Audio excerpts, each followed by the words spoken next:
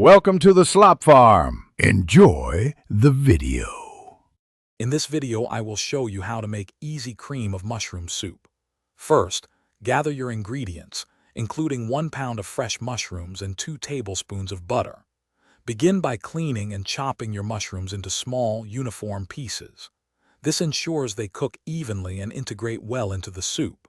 Next, melt the 2 tablespoons of butter in a large pot or Dutch oven over medium heat, preparing for the next step of sautéing. Once your butter is melted, add the chopped mushrooms to the pot. Sauté them for about 5 to 7 minutes, stirring occasionally until they are softened and have a nice golden brown color. This step deepens their flavor. Now, sprinkle in 1/4 cup of all-purpose flour over the mushrooms. Stir continuously for about 1 minute to cook the flour, forming a roux that will thicken our soup beautifully.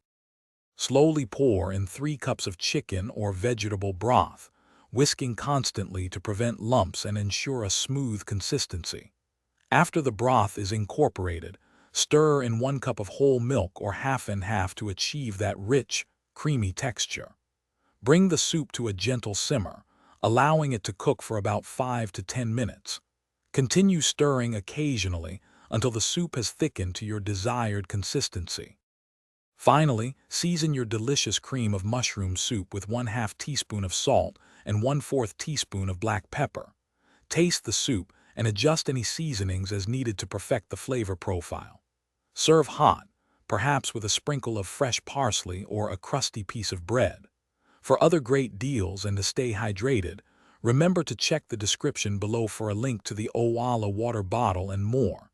Enjoy your homemade, comforting soup. Thanks for watching.